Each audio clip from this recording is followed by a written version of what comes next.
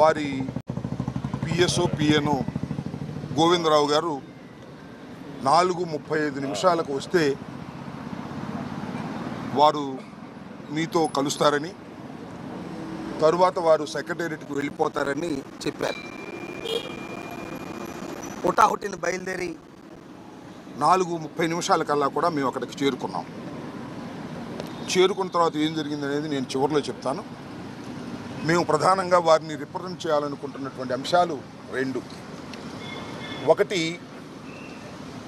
మాజీ శాసనసభ్యుడు, మొన్న గన్నవరంలో వైఎస్ఆర్సీపీ అభ్యర్థిగా పోటీ చేసి ఓటమి పాలైనటువంటి వల్లభనేని వంశీని ఈరోజు ఉదయం తెల్లారుజామున బహుశా 6 గంటలకో 5 గంటలకో హైదరాబాదులో వారిని అరెస్ట్ చేసినట్టుగా మీడియా ద్వారా మాకు సమాచారం అందింది. ఆ తరువాత వారు అసలు ఎందుకు అరెస్ట్ చేశారో మాకు అర్థం కాలేదు. కారణం ఏంటంటే ఆయన ఒక కేసులోనూ 2 కేసుల్లోనూ ముద్దాయిగా ఉన్నారు. ముఖ్యంగా గన్నవరం తెలుగుదేశం పార్టీ ఆఫీసు మీద దాడి జరిగిన కేసులో వారు ముద్దాయిగా ఉండటం, దాని మీద ఆయన కోర్టుకు వెళ్ళడం, ఆయనకి యాంటిసిపేటరీ బెయిల్ ప్రొటెక్షన్ ఇవ్వటం కూడా జరిగింది. కాబట్టి ఆయన అరెస్ట్ చేసేటటువంటి అవకాశం లేదనే అభిప్రాయం మాకుంది. కానీ ఉదయాన్నే అరెస్ట్ చేశారనే వార్త తెలియగానే ఎందుకు అరెస్ట్ చేశారో అర్థం కాక ఆశ్చర్యపోయాం, దిగ్భ్రాంతి చెందాం. దీనికన్నా ముందు 2 రోజుల క్రితం ఒక సంఘటన జరిగింది.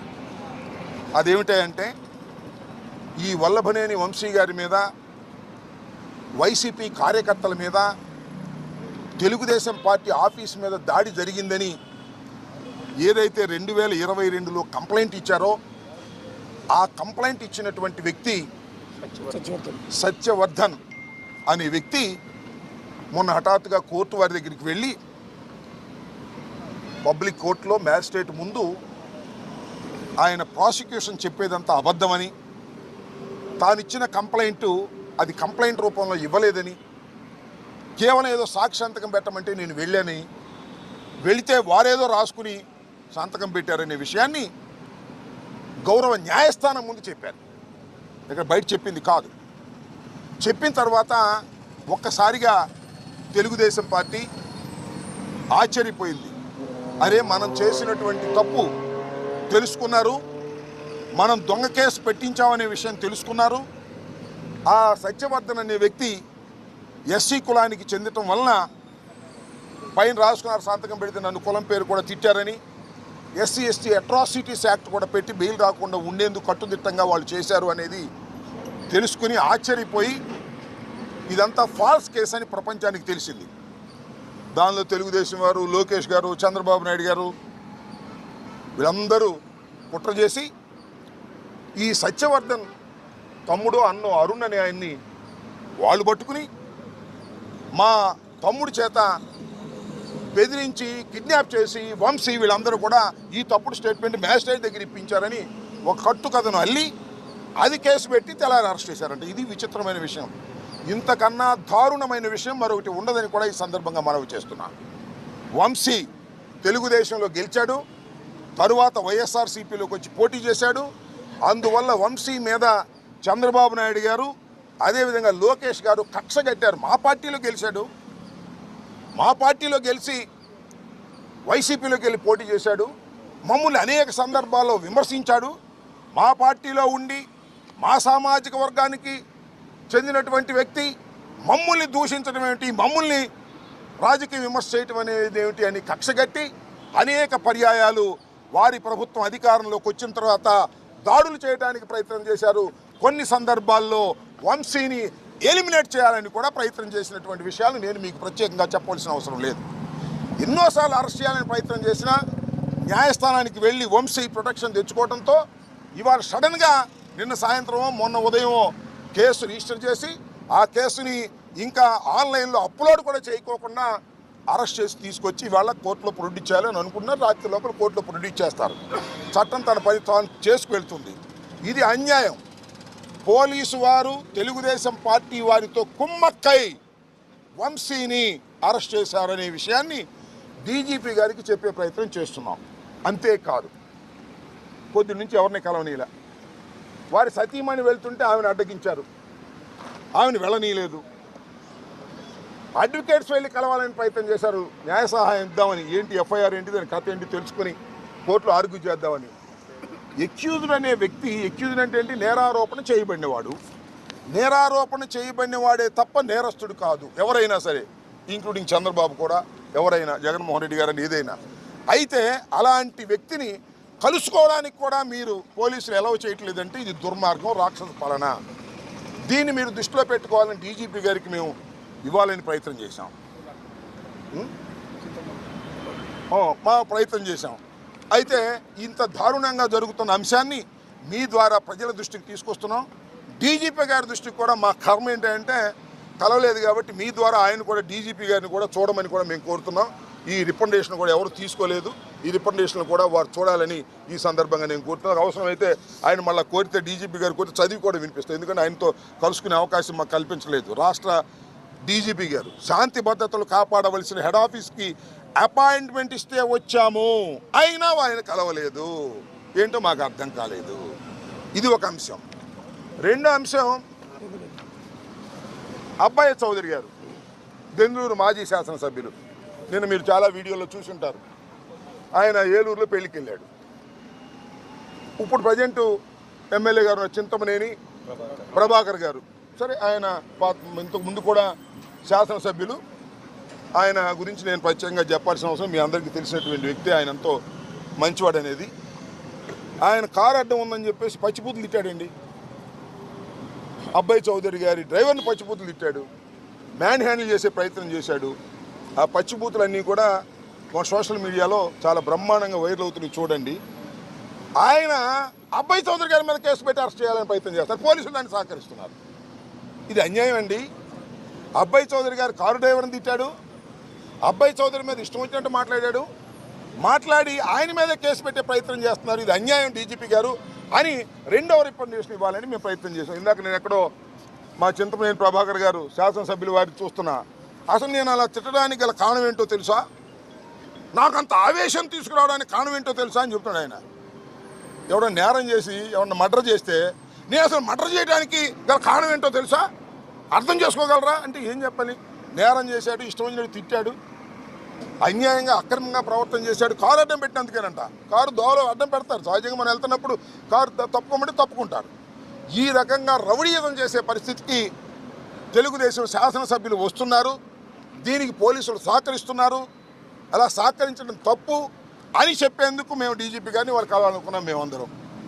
కానీ ఆయన కలవలేదు. ఆయన చట్టబద్ధంగా ఉన్నటువంటి వ్యక్తి కాబట్టి డీజీపీ గారు గౌరవనీయులు, ఐపీఎస్ ఆఫీసర్, మిమ్మల్ని కలవకపోయినా, మా రికమెండేషన్లు ఆయన తీసుకోకపోయినా ఆయన యాక్షన్ తీసుకుంటారు. ఈ ప్రెస్ చూస్తారు, ఈ మీడియా సమావేశం చూస్తారని నేను అనుకుంటున్నా. చూడకపోతే మా కర్మ, అది మేమేం చేయలేం. ఇక్కడ జరిగిన ఇంకొక విషయాన్ని కూడా చెప్పాలా. ఇవాళ మేము అప్పిరెడ్డి గారు మేమందరం కలిసి డీజీపీ గారిని కలవాలనుకున్నాం. డీజీపీ గారిని కలవాలనుకుని డీజీపీ గారి దగ్గర పిఎస్ గానో పిఏ గానో పనిచేస్తున్న గోవిందరావు గారికి ఫోన్ చేశాం.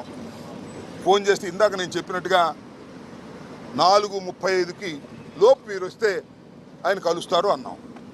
మేము 4:30కి వచ్చి కూర్చున్నాం. పైన డీజీపీ గారు ఉన్నారు. అరగంట కూర్చున్న తర్వాత డీజీపీ గారు వెళ్ళిపోయారని చెప్పారు. వెళ్ళిపోయారు. సరే వెళ్ళిపోతే మేము ఏం చేయాలి, ఈ రిప్రజెంటేషన్ ఎవరికైనా ఇస్తామా అంటే ఎవరు తీసుకోలేదే, ఎవరు తీసుకోమన్నారు. నేను డీజీపీ గారు వెళ్ళిపోతే మేము ముందు అడిగి అపాయింట్మెంట్ తీసుకుని డీజీపీ గారి దగ్గరికి మేము వచ్చాం కదా. ఆయన బిజీగా ఉంటే ఉండదు, తప్పులేదు. తప్పు డీజీపీ గారు రాష్ట్ర శాంతి భద్రతలు కాపాడవలసినటువంటి ప్రధానమైన వ్యక్తి కాబట్టి బిజీగా ఉండొచ్చు. మాబోటి వాళ్ళని, అపోజిషన్లో ఉన్న వాళ్ళని, మంత్రులుగా ఊడిపోయిన వాళ్ళని, ఎమ్మెల్యేలుగా ఊడిపోయిన వాళ్ళని కలవలేకపోవచ్చు ఆయన అంత బిజీగా ఉంటే. కలవకపోతే నా ఇన్ఫీరియర్ ఆఫీసర్ ఇంకో ఆఫీసర్కి ఇవ్వండి అని ఎండార్స్ చేయాలి కదా గౌరవంగా ప్రజాస్వామ్యంలో. అది కూడా లేదు. ఎవరైతే తీసుకుంటారంటే ఎవరు తీసుకోరన్నారు. చివరికి గోడకు అంటి చూద్దాం, ఇక్కడ అంటియడానికి వెళ్ళేదన్నారు. What is this? ఎంత దుర్మార్గంగా ఉంది ఈ పరిపాలన అడుగుతా ఉన్నా. చంద్రబాబు పరిపాలన దుర్మార్గంగా ఉంటే పర్లా, లోకేష్ పరిపాలన దుర్మార్గంగా ఉంటే పర్లా, లేదా హోంమంత్రి అనిత గారి పరిపాలన దుర్మార్గంగా ఉంటే పర్లా, డీజీపీ గారి పరిపాలన ఆయన పేరేంటి, హరీష్ కుమార్ గుప్తా గారి పరిపాలన కూడా ఇంత దుర్మార్గం ఉంటే ఎలాగంటున్నా? అయ్యా, తమరు ఐపీఎస్ ఆఫీసర్, మీరు శాంతి భద్రత కాపాడవలసిన వారు. రేపు ఏదైనా కోర్టులో అడిగితే మీరు సమాధానం చెప్పాలి. అనిత గారు సమాధానం చెప్పరు, లేదు లోకేష్ గారు వచ్చి సమాధానం చెప్పరు, ముఖ్యమంత్రి గారు సమాధానం చెప్పరు, హరీష్ గుప్తా గారు వచ్చి సమాధానం చెప్పాలి. Is most senior officer. గౌరవం లేకపోతే ఎలాగూ? మీరు ఈ రిప్రజెంటేషన్ తీసుకుని చిత్తుబొట్లో బారేస్తారో, మీరు పెట్టుకుని దాన్ని చదువుకొని ధర్మాలు ఆలోచిస్తారో వేరే అంశం. కనీసం తీసుకోవడానికి కూడా అంత బద్ధకం అయితే ఎలాగూ? తీసుకోవడానికి మీరు బిజీగా ఉంటే మీ దగ్గర ఉన్న ఆఫీసర్ని అపాయింట్ చేయడానికి ఏంటి ఇబ్బంది? ఎందుకు మమ్మల్ని మీరు అవమానిస్తున్నారు? ప్రజాస్వామ్యంలో ఇది ధర్మమా, న్యాయమా? ఆలోచించబోయి మనం చేస్తున్నాం. కాబట్టి ఇలాంటి దుర్మార్గమైనటువంటి పరిపాలన పోలీస్ యంత్రాంగం చేయటం చాలా బాధాకరం. ఇవాళ కూడా నేను మనవి చేస్తున్న హరీష్ గుప్తా గారిని, the senior most IPS officer, DGP, ఇప్పటికైనా ఈ రికమెండేషన్లు మీరు ఎవరైనా పంపించి తీసుకోండి, లేకపోతే మళ్ళా వచ్చి ఇవ్వమంటే మళ్ళీ ఇస్తాం. Take immediate action. ఇవాళ వంశీని ఉదయం 6 గంటలకు అరెస్ట్ చేసి ఇవాళ రాత్రి లోపల మీరు వితిన్ 24 అవర్స్ లోపల మీరు హాజరుపరచాలి. హాజరుపరచకపోతే అది మీరు చట్ట వ్యతిరేకమైన కార్యకలాపాల కిందకు వస్తుంది. అసలు ఫాల్స్ కేసులు పెట్టి మీరు చంద్రబాబు నాయుడు, లోకేష్ గారు చెప్పినట్టుగా ప్రవర్తించడం పోలీసు యంత్రాంగానికి సరైనటువంటి విధానం కాదు అని చెప్పి వెళదామని వచ్చాం. ఇది జరిగిన విషయం. చూద్దాం, tomorrow will take decision. First of all he has to take representations. That is the duty of the police officer. If he is busy, he is appoint another person to take this. We are all politicians. One is an MLC. He is also an MLC. He is an ex-MLA. I am an ex-minister. What is this? This is a democracy. We came to the police headquarters with the appointment. I am pressing it. With the appointment we came here. But nobody is carrying it. What is this? అంటే నేను అనేది ఏంటంటే, police head క్వార్టర్లోనే ఇంత దారుణంగా ఉంటే ఇంకా చిన్న police station ఏముంటుంది చెప్పండి? This head quarter of the state. This is the situation in Andhra Pradesh. ఇది ఉన్న వాస్తవం. ఇదే విషయాన్ని చెప్తున్నాం. వంశీ మీద కుట్ర చేసి కేసులు పెడుతున్నారు. మీకు రాజకీయ కక్ష ఉంది వంశీ మీద. వంశీ మిమ్మల్ని చాలాసార్లు విమర్శించాడు, మీరు కూడా విమర్శించండి. వంశీ మీ పార్టీలో గెలిచి మా పార్టీతో పోటీ చేశాడు, మీకు కక్ష ఉంది, ఉండేయండి. అరే, మా పార్టీలో గెలిచి మీ పార్టీలో చేరిన వాళ్ళకి మంత్రులు ఇచ్చారు కదా స్వామి మీరు ఇద్దరికి, మీ పార్టీలో గెలిచిన వాళ్ళకి. మీ సామాజిక వర్గం అయితే మా పార్టీలో ఉండకూడదా? మిమ్మల్ని విమర్శించకూడదా? అప్పుడు ఏమైంది? కొడాలి నాని సంగతి కూడా చూస్తూ ఉంటున్నారంట. చూద్దాం. ప్రజాస్వామ్యంలో అన్నీ నోట్ చేసుకునే ఉంటారు.